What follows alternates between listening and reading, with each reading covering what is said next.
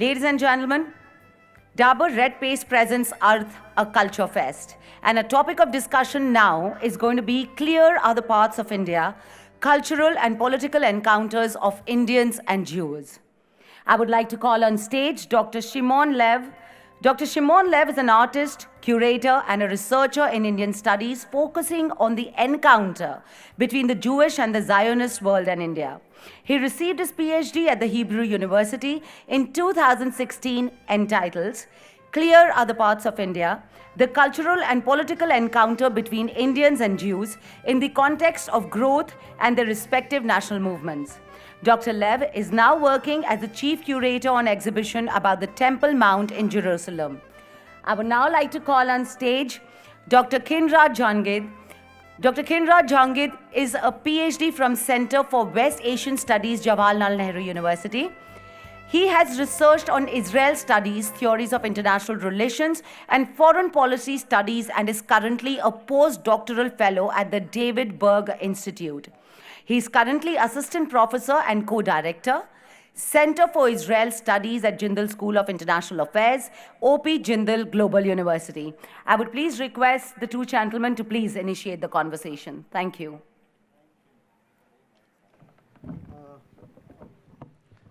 Thank you very much. I think it's post-lunch, so we will have to wait for more people to join us, but we'll begin. I think my role is to introduce and give Shimon Lev the larger conversation here.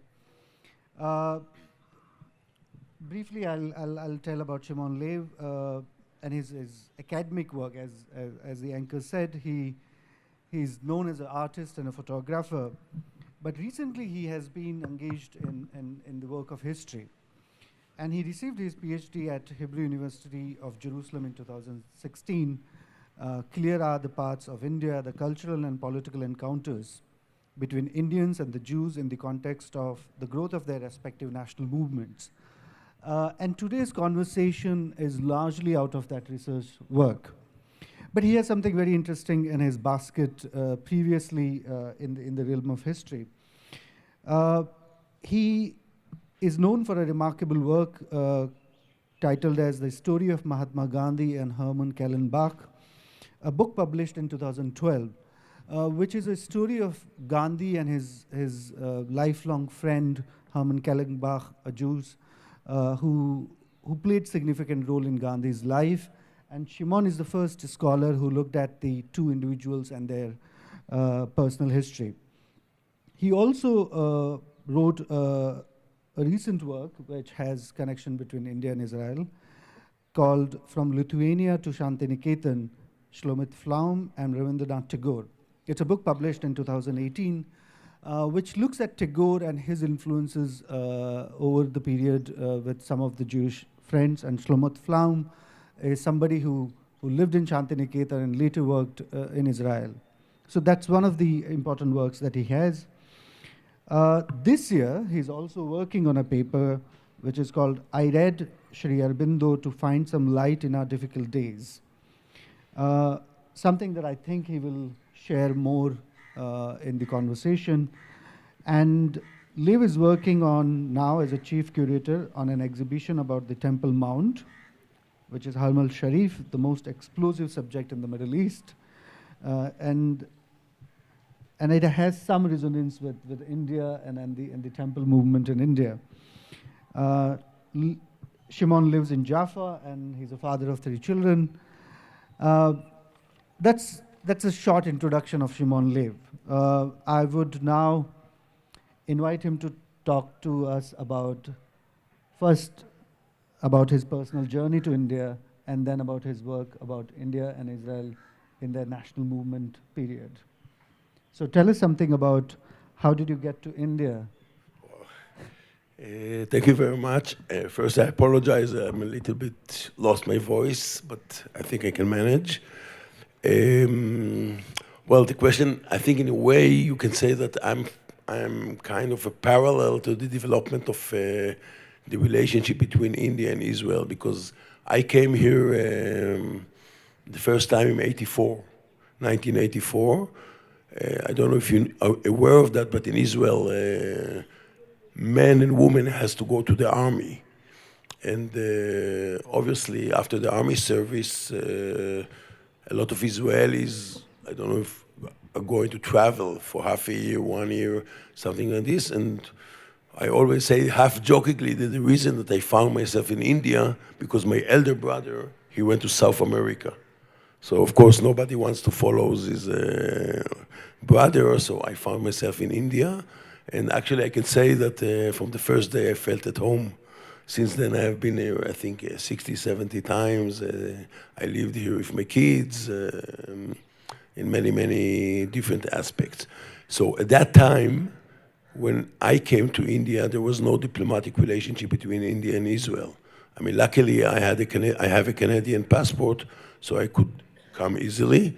But I think during my year and a half stay in India, the first time I met maybe 15 Israelis. Of course, now if you will go anywhere in India, you will find, and I think Reuma can tell you about it more, you can find thousands of Israelis. So in this way, it's kind of parallel. When I came, now you have the Kumbh Mela, now the first article I wrote about India was about the Kumbh Mela. At that time, nobody knew what is the Kumbh Mela in Israel. Now, of course, it's a very well known. And I was studying photography, and I started to publish articles about what I would say popular cultural travel aspects in India. Some of the articles that I wrote, I'm really ashamed to read today, but you know, it was part of my career. From there, it's developed to literature critics, and eventually also to start to study in the Hebrew University.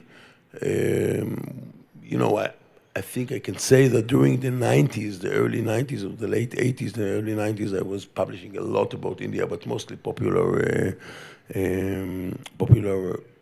aspects, photographing and articles.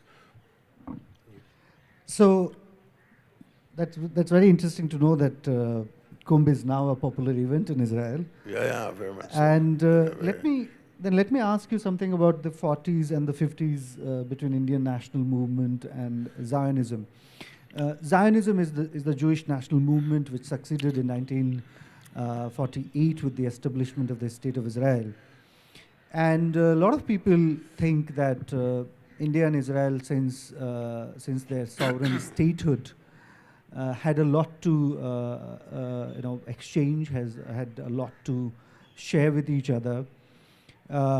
As we know that diplomatic relations did not take place between the two in the 50s. India and Israel started their diplomatic ties in 1992. But Shimon's work will tell us that how in the 40s and 50s, in the absence of diplomatic ties, a lot actually happened between the two. And I now invite Shimon to tell something about the political and cultural encounters between the Indians and the Jews. Yeah, so maybe I should start a bit earlier to give some background. I mean, I'm not saying it's right or not right, if it's justified or not justified, but on the surface, there are two. It's very clear that there is a very much something in common between India and Israel. I mean, you could speak about two ancient civilizations, two ancient languages. Like, I think the panel before here was about Sanskrit, but also Hebrew. There are not many countries in the world that people can still read today texts that were written 3,000 years ago.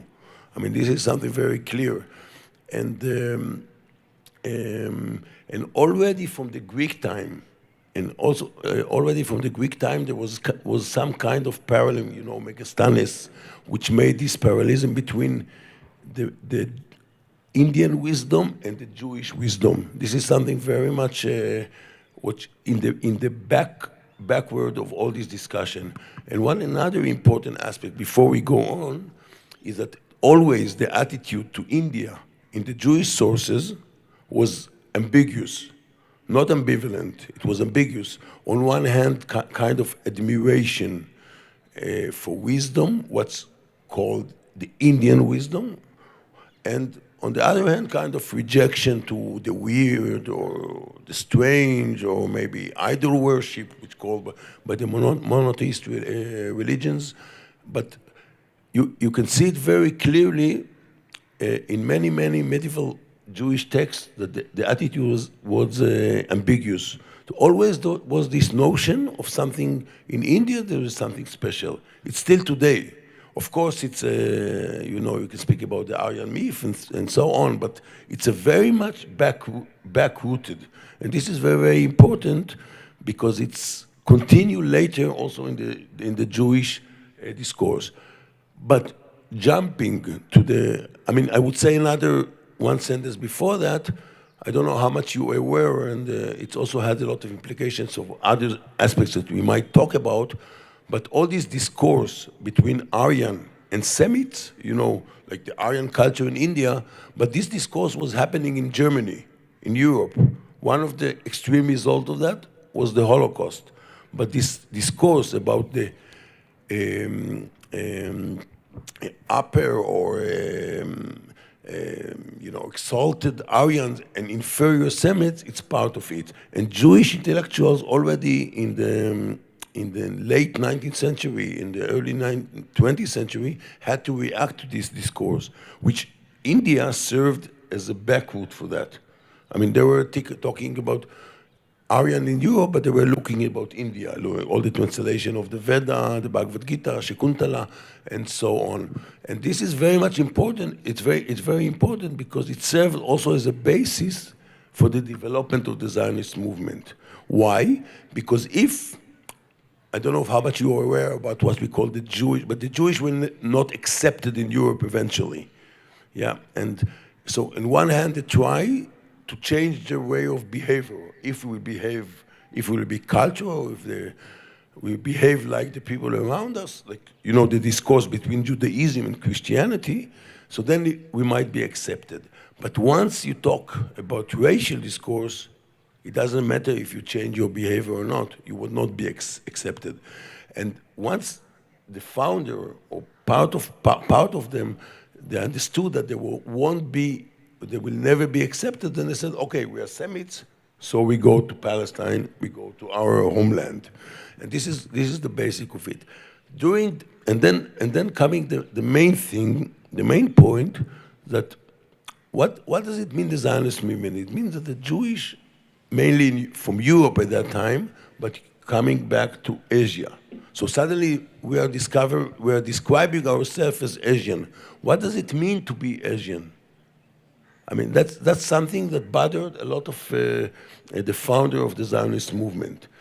And in this way, one of the places, or maybe the most important place, was to look about India. Because then you have, exactly at that time, two national movements on a process of revival. India is, of course, living in their own country, but the Jews are coming back to Asia. And one of the places that people were looking was India, also in some respect also about Japan, but much less. So this is, and of course also about the Palestinian or the Arabs who were living in Israel. But then the political and the violence started. So slowly it was the view was directed to India. You cannot understand it, but Tagore, Rabindranath Tagore, was so popular. There was no any Jewish intellectual who didn't read Tagore. Of course, after they changed to Mahatma Gandhi, this is another story. But the main aspect is that the question of we're trying to identify ourselves as Asian, so this also we direct the look to India. And because, again, India, and as I said, it's based on these two very early paradigm that these two ancient nations are in the process of a culture and political revival. So you can see in this book, so for example, somebody in the 30s, he's writing clearer the path to India more than the other countries, America and Europe. Like people in the 20s and 30s, which was a very small Jewish population at that time, they claimed to know, oh, we know about India more than we know about United States or Canada or of course, Europe. Of course, it was not exactly true, but it gives you the notion why people were looking about India.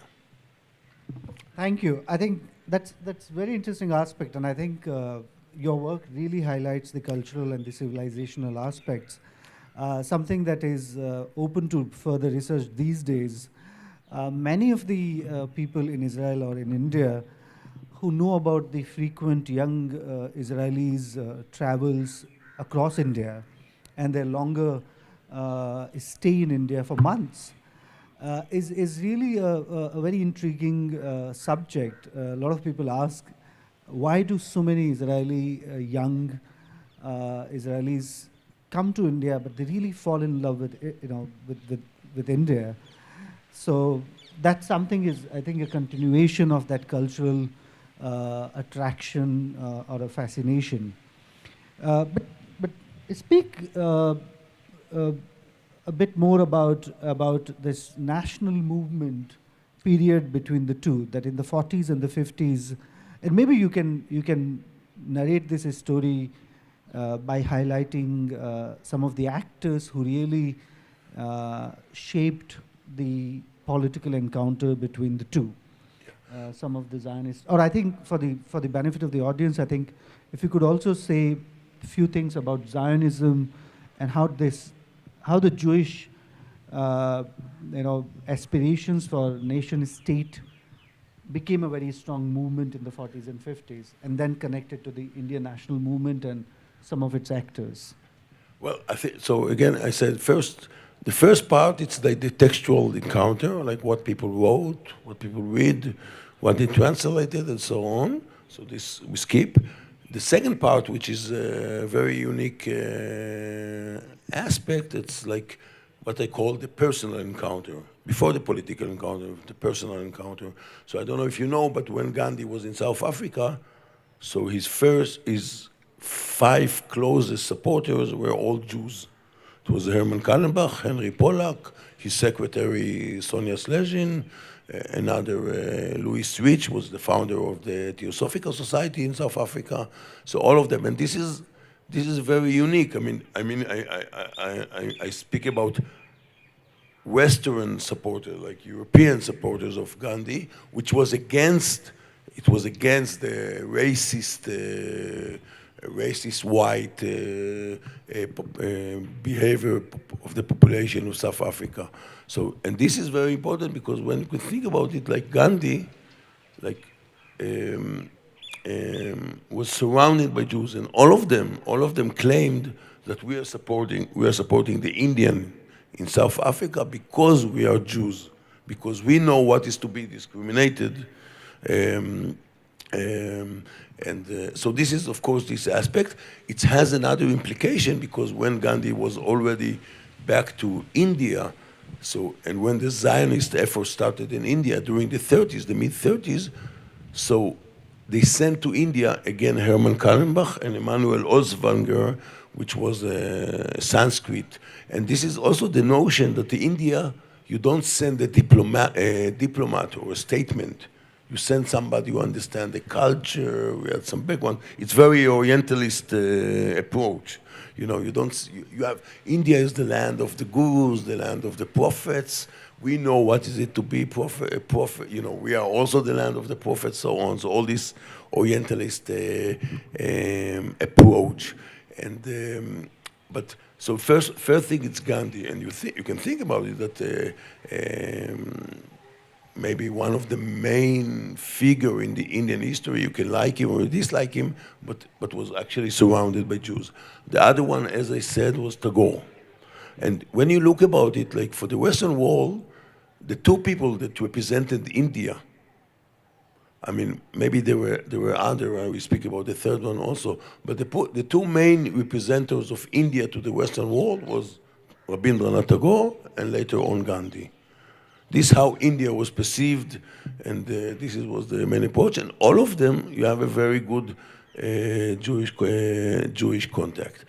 So this was the base. The other one, as I said, Tagore, for example, Shlomit Plaum, she was just a kindergarten teacher, but because she was the first one to stay 2 years in Shantiniketan in a very crucial time, like during the time of when Shantiniketan was founded, she became kind of the ambassador of India in Israel.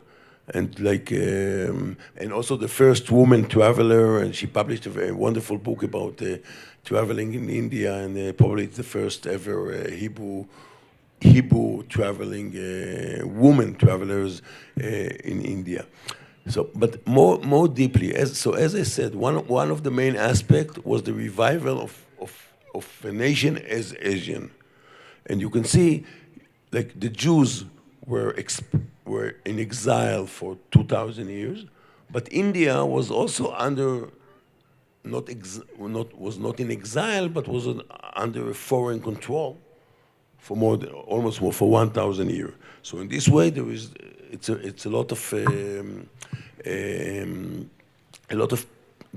of parallel aspects in it.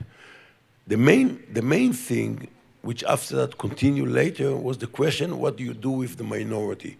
The Jews were minorities in Palestine, so if you give them rights as minority to establish the states, then it was feared in India, then you have to give to the Muslim, which the Muslim were minority in India.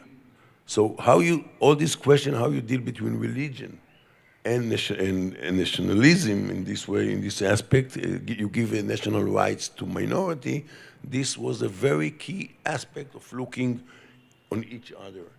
And this very much one of the reasons why the Congress Party for many, many years objected the recognition of the right of the Jews to have their own state. This is the basic thing. The second thing, and this is for Israeli, it's more difficult to hear, but the second thing was the perception of the Zionist movement as a colonialist project. I mean, the Jews are coming back to Israel, to their homeland, under the protection of the British. In India, the British were looked as the imperialist power. So this is something it was very difficult for the Indian to understand. One of the reason, because in India there were three Jewish communities. There was Bnei Israel in Bombay, Cochin, and the Baghdadi Jews. But they always have been very, let's say, small communities. I mean, they didn't have any influence. I know that a lot of Israeli Jews don't like to hear it, but I can make the definition like this. When you speak about Europe, or when you speak about Christianity, when you speak about Islam, you cannot speak about them without speaking about Judaism. But when you speak about India, even that you have this Jewish community, you can speak about Sanskrit, you can speak about India in the religion, the traditions, the many aspects. You don't have to mention the Jews. So the influence of the Jewish community were very minimal, and this gave the problem that there was not much knowledge about Judaism in India. A lot of people, even when I traveled the first time in India, people said, "Oh, Judaism, it's part of Christianity, no? It's something kind of, it's very common still to hear it in India. This lack of understanding the relationship. It's like, in a way, you can see it between Hinduism and Buddhism, but it's like Judaism, it's part of Christianity. And this, of course, it's a much more complex thing. So the challenge was, and of course, the third key factor was the Muslim, the Muslim. I mean, like the kind of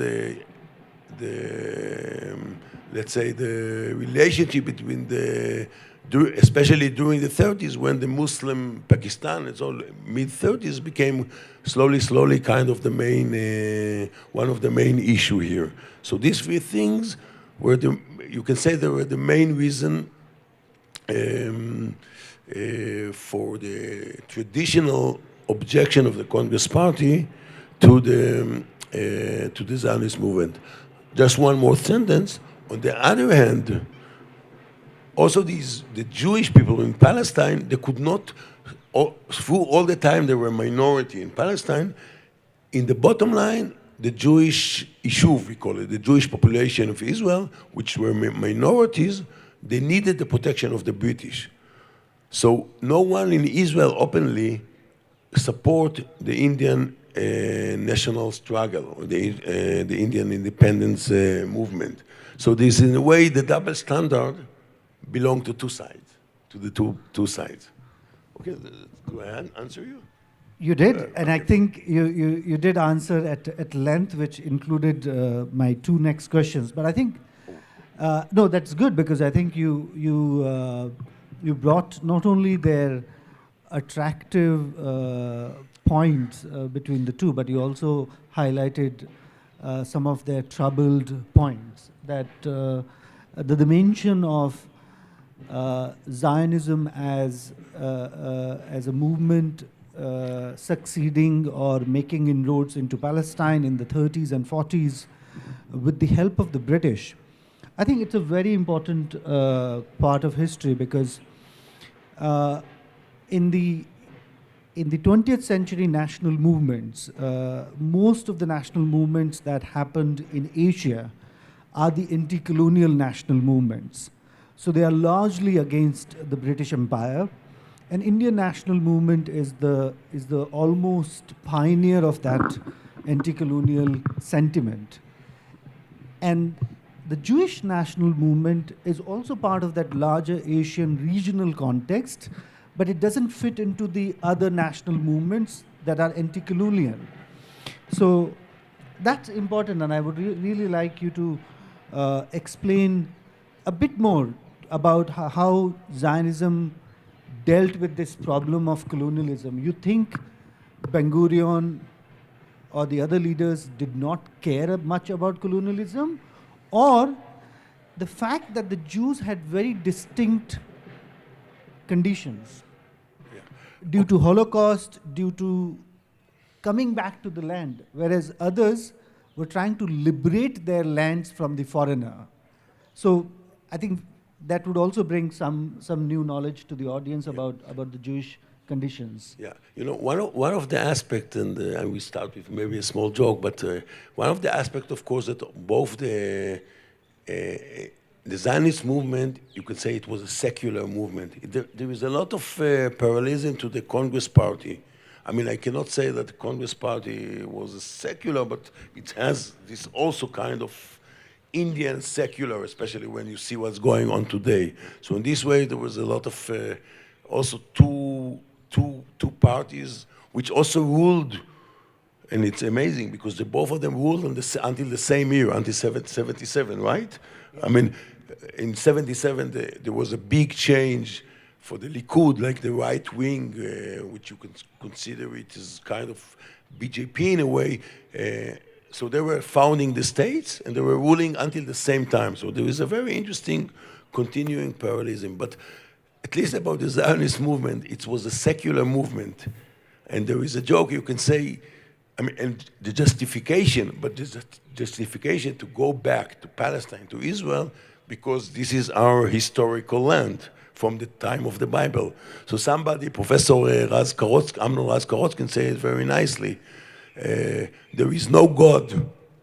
God does not exist, but He promised us this land. So, and of course it's not true, but there is this motive in that, being secular, but using the historical justification.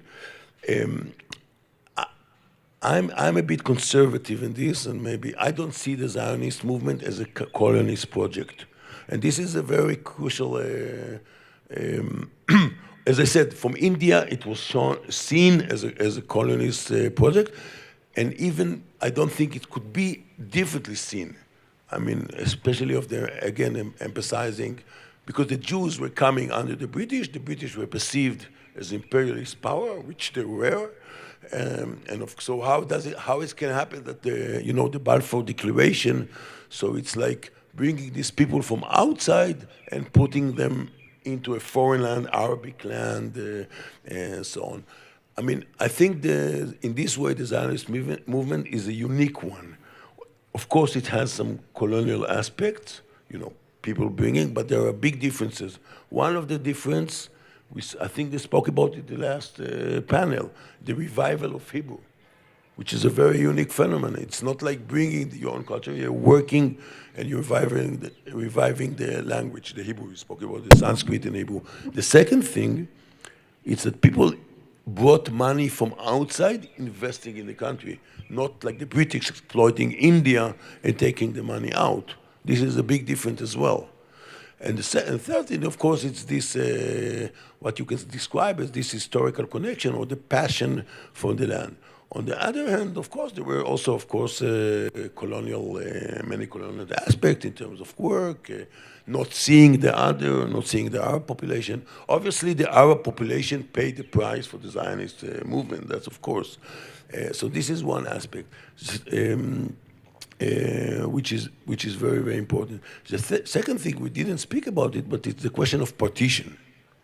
I don't know, one of the main reasons that the two national movements looked at each other was the fear of partition.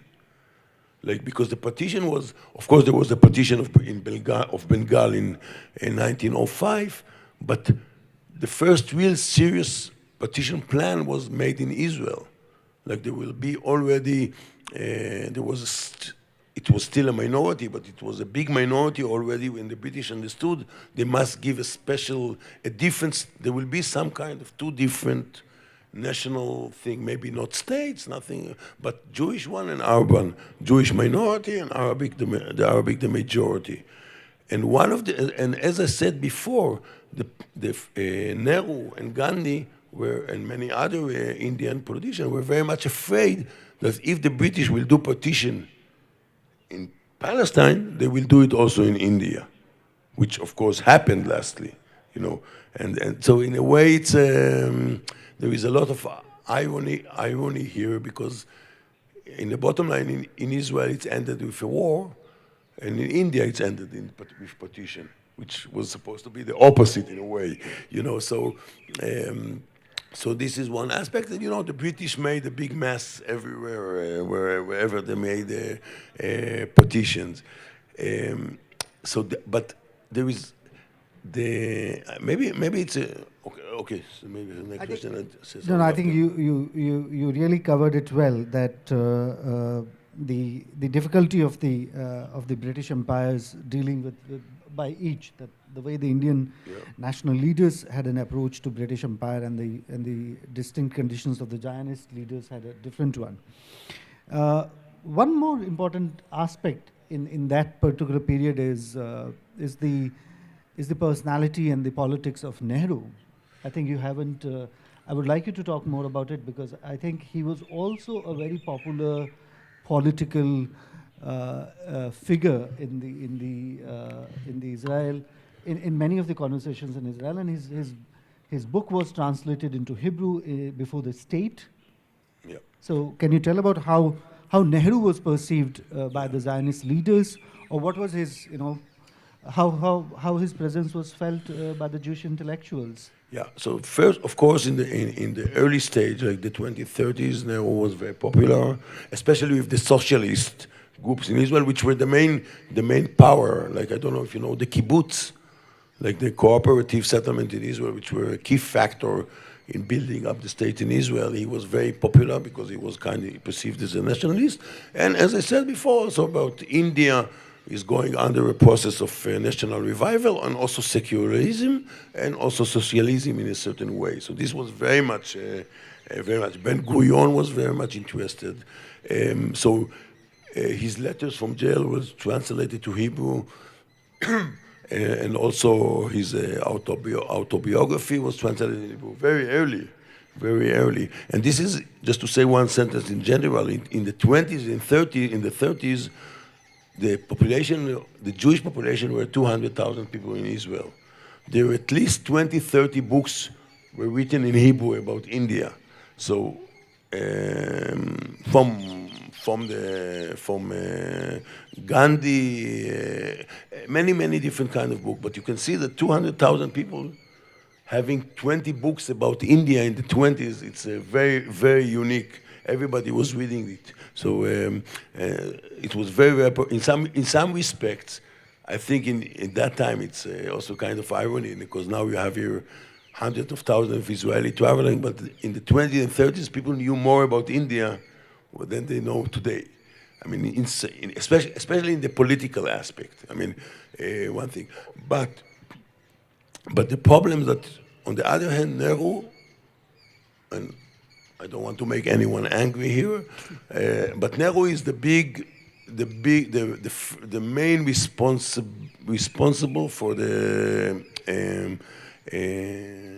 for not recognizing Israel. This is a big problem. So until a certain time, he was very popular.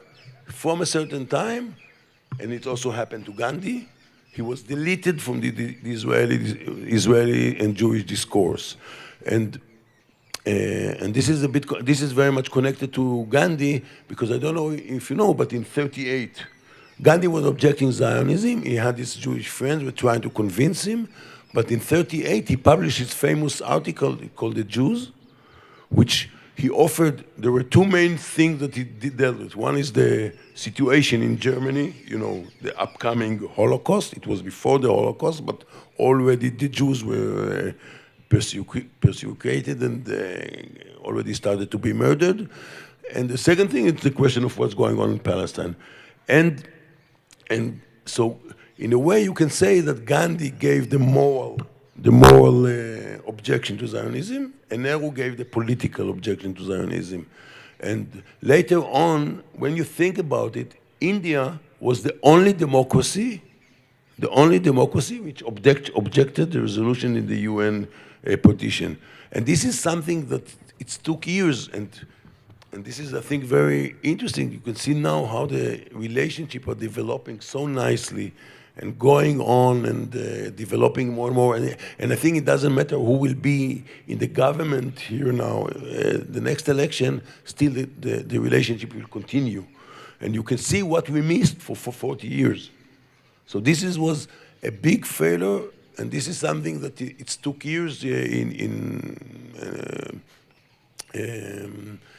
I mean, you can say you object Zionism, you can object the states, but once Israel was established, still India didn't recognize it. And even Nehru promised, I mean, he recognized it, but he didn't open a diplomatic relationship. There were different attempts through the years, and only, I don't know if you know, but only in '92, the full diplomatic relationship between India and Israel were established. And this is very much late in any common political, let's say, real political standard. I mean, 40 years after Israel was already a fact. Again, you can like it, you can dislike it, but it was already a fact, and most of the countries already recognized it, except, of course, the Arabic. So in this way, Nehru was a big. There are various reasons for that, but somehow, in this way, he had something that really he could not go the step on that he had to do. That's really fascinating to hear that Nehru lost his space after he took the politics, or the way he conducted Indian foreign policy. Well, if I can add one more important factor, that after 1950, when Nehru recognized the state of Israel, but reserved opening diplomatic ties.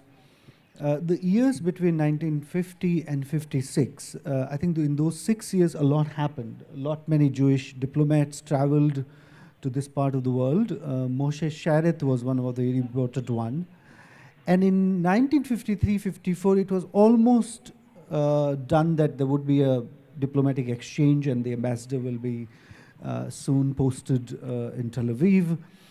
But I think in 1956, when Israel chose to go for a war over Egypt, aligning with France and Britain, I think that became a watershed event.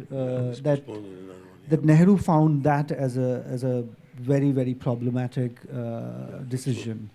So I think some of the circumstances played more important role than these individuals. But I think it's very important what you highlighted about how Nehru was looked very impressively and attractively by the Jewish intellectuals. But the moment Nehru took charge of India's foreign policy, he lost that space. In India, as you passed a comment that talking about Nehru's legacy is deeply political these days, and I don't think there's a right assessment of his legacy here. At the moment, there is a severe attack on his legacy for ideological reasons. But I would invite you to speak something that you mentioned in two of your answers. The event of Holocaust and the Indian national movement. Do you think there is something very important here that has not been highlighted? Because you mentioned that somehow Holocaust, or Gandhi's article in 1938, which took a position of a non-violence, which angered a lot of Jews who were really facing existential times in Europe. Yeah. So you think Holocaust also was something that was an event not taken into, or it didn't really impact, or you think later there wasn't a much greater understanding of what was happening in Europe to the Jews? Well, first it started, first I'm writing that there is a whole chapter about India and the Holocaust, and it's something that only in the last year started to be researched. I mean, first, India, and this is something as a base, we have to say it openly and acknowledge it again and again. India, it's one of the only places around the world that Jews did not suffer from anti-Semitism. I mean, this is one of the key figures. I mean, the Jews, I don't know if you know, but usually most of the European world, in certain respect, in the Islamic world, but Jews suffered from discrimination, being different, and so on. India, it was not the case like this. I mean, the Jewish community in India, you can say they will never suffered from anti-Semitism. This is a very unique aspect which has to be acknowledged again and again. As I said, there were very minor communities. But coming to the Holocaust, and the second thing, to the credit of Gandhi and Nehru, both of them were willing to accept Jewish refugees prior to the start of the Second World War, prior to 1939. They were willing and said it openly. They wanted to accept Jewish refugees. They said it in a certain way that we will bring Jewish experts, engineers, doctors, so on, which can also contribute to the development of the future India state. And around the numbers, the number is not clear, but it's around between 2,500 to 5,000 Jewish refugees made their way to India. Some of them were very influential. I think in Bollywood, in Bikaner, the chief medicine doctor in Bikaner was a refugee, and many others. Now there is a whole research going on. They had a major contribution. In my perspective, 5,000 Jews, it's nothing, compared to the mass. 6 million Jews were killed. Now they're speaking about 7 million, by the way. The numbers are growing. So this is one aspect, but these two things have to acknowledge. There was a debate in the Indian National Congress between Nehru and Bose, and also Sarvarkar and others, if to accept Jews or not. Bose was against it. He was the one that writing to Nehru, no, we should not accept.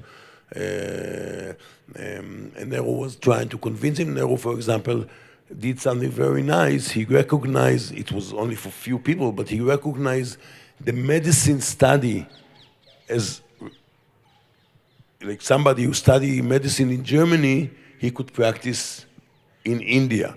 And that's made possibility for at least 30, 40 Jewish doctors to escape Germany and to work in India. One of the key figures was Yusuf Hamidi. I don't know if you know the name, the head of Cipla company. You know Cipla, the Indian. No. So he was bringing Jewish. It's an amazing story. It's really, really an amazing story.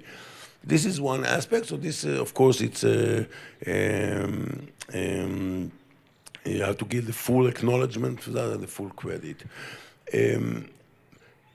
But as I said, because of the political situation and the objections to Zionism, so India didn't want to, and it was not the only country, it's common to the most Asian countries, they didn't make the connection between the situation in Palestine and the fate of the Jews in Europe. Because at that time, I mean, also United States, also some other countries, but Palestine was actually the main destination the Jews could flew from Germany to Palestine. And this, they made this separation because the objection is Zionism. So the argument that you don't have to solve the Jewish question necessarily in Palestine. It can be solved in other places or other ways. But, and this is also another not very positive aspect, almost the Congress Party almost ignore, at least openly, they didn't have any declaration against Nazi Germany. They have some, but always with other aspects as well. And this is, again, regarding to Nehru, because Nehru was the one that, he was the foreign minister of the Congress Party at that time, of course. And he had, and Nehru knew very well the situation. So, and it's very interesting because, just to give it a small remark, because Gandhi, and this is very interesting, Gandhi was very quiet after the Holocaust. He refused to speak about the Holocaust after it's happened. You know, the Holocaust, 6 million people were killed, among them my grandparents from Berlin that were sent to Auschwitz, and the little sister of my father, which she was sent when she was 15 or 16 years old. And Gandhi was very quiet. He didn't want to he refused to, at least publicly, in public, to speak about the Holocaust. One of the reasons for that, because it really challenged the non-violence strategy. Because what does it mean to be non-violence in the Holocaust when you have extreme violence like Hitler? It doesn't have any impact. I mean, it's a big challenge, because whatever you will do non-violence, it won't have any result or your offender. So, you know, it's like also like the same. Another example is throwing an atom bomb. It doesn't matter if you behave non-violently or not. There is no connection between the offender and you. So what does it mean? And maybe Gandhi understood that in the Holocaust it's something that he could not understand, the extreme evilness of the Nazis. It was completely in a different scale from all what Gandhi knew in South Africa. You know, in South Africa, the Indians were discriminated. How many? 5, 10, 20 people were killed. That's it. You know, it's completely in a different scale of evilness. This is a big question. It's a very interesting topic, because it deals also with the question of non-violence theoretically. But one of the things, and this is common, this one I want to speak a bit what's going on in India today, also Tagore and also Gandhi and many others in the Indian politics didn't understand what is going really in Germany. This was a big problem, and you can still see it today. In the beginning, like many people, Hitler was perceived as somebody, hero who wants to fight for his country and so on.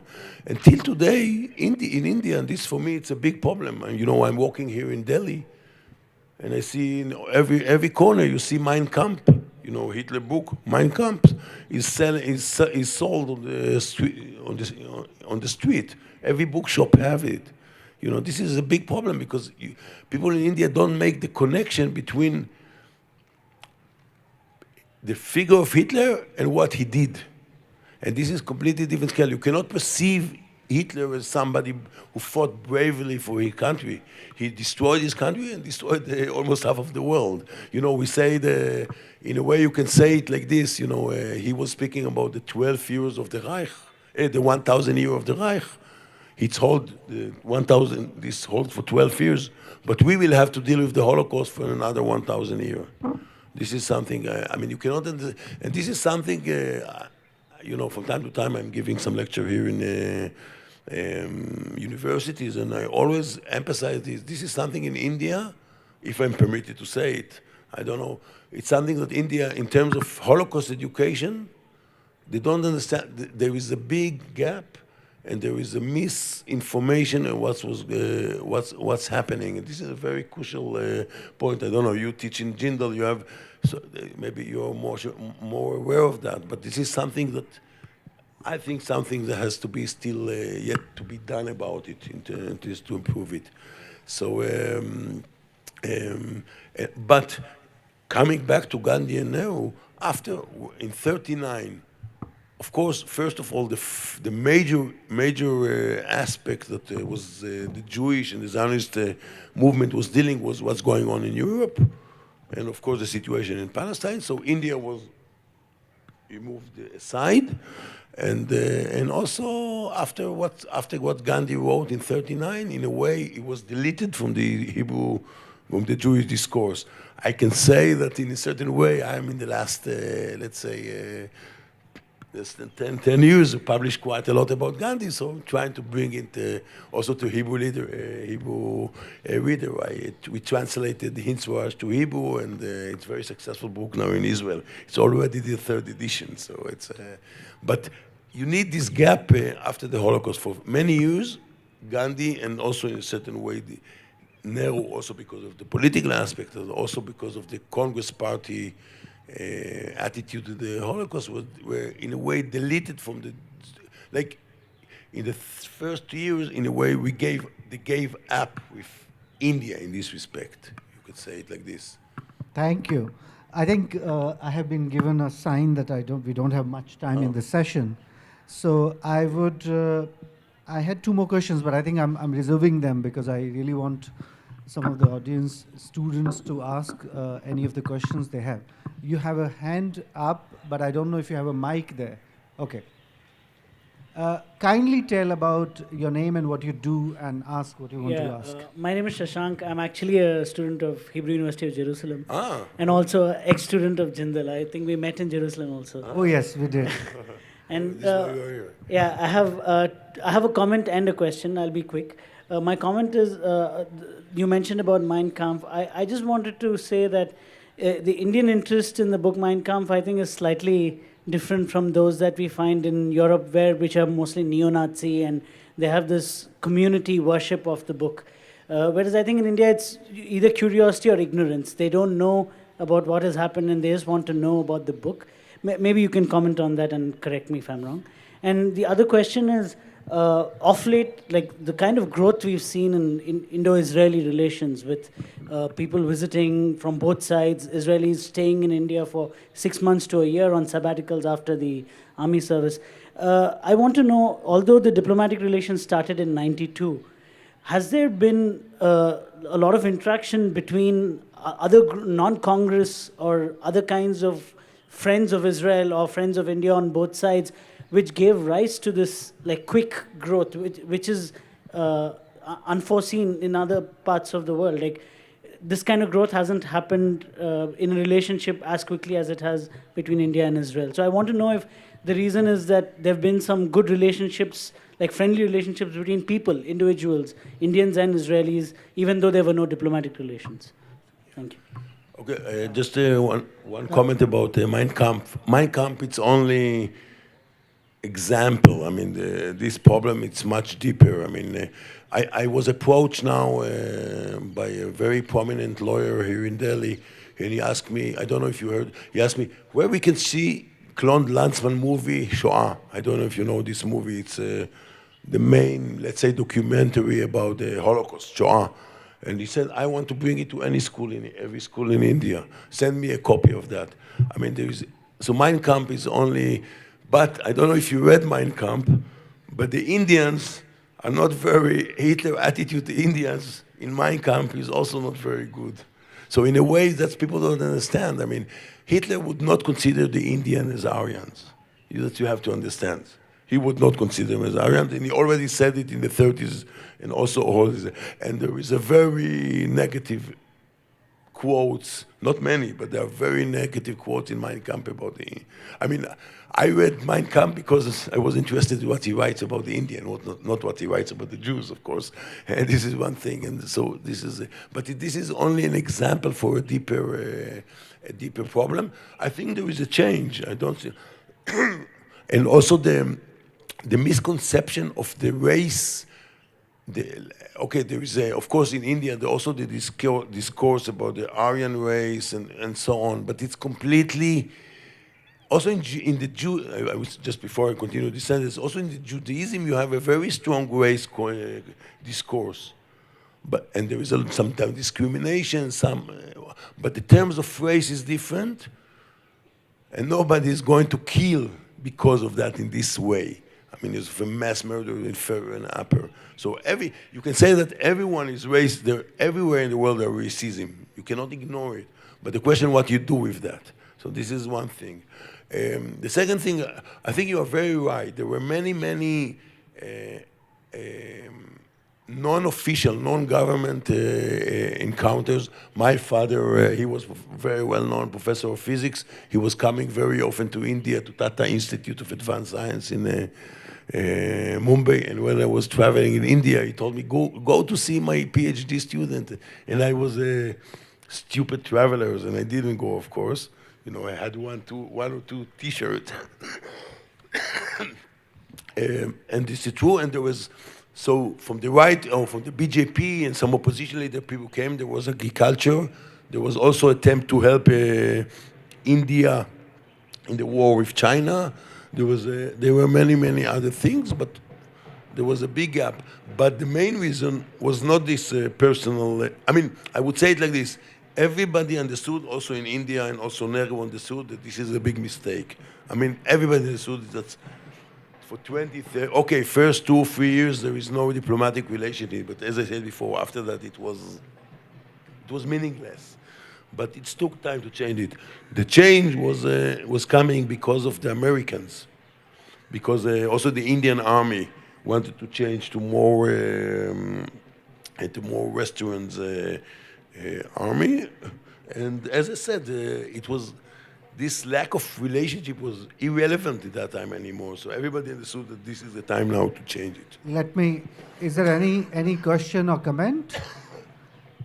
Please be brief, and I will request Shimon also to give a quick reply, because there are people waiting for us on both sides now. Well, after what we did in the last panel, we can stay for another hour. Yeah, no, we haven't taken more than 60 minutes. Yeah, my name is Shumit Mandal. I'm not a history student. I'm basically an IT architect, do programming, but I look at history. One of the things you mentioned about Holocaust, and you also mentioned about 1905 Bengal partition. I just wanted to ask about Bengal also suffered a lot, and in 1942 there was a famine and there was a lot of death. It's also in the millions. So do you find, I mean, and a lot of British is responsible for that. So do you see any kind of similarity or any kind of, have you looked into that aspect of how British actually dealt with this kind of issues that Bengal faced from 1905? I'm assuming that you have looked into that aspect of the history. Yeah. Go ahead. So actually what you are asking, and this is a more general topic, is the Holocaust was unique phenomenon or not? There were many catastrophes all over the world. There were famine in Africa. There were genocides. There was the Armenian genocide. There was Rwanda.